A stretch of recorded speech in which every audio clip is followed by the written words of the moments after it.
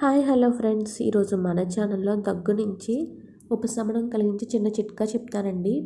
పాలు తీసుకొని మరిగించుకొని అందులోకి మిరియాల పొడి, పసుపు, పంచదార వేసి బాగా మరిగించి ఫిల్టర్ చేసుకొని ఈ పాలని తాగండి.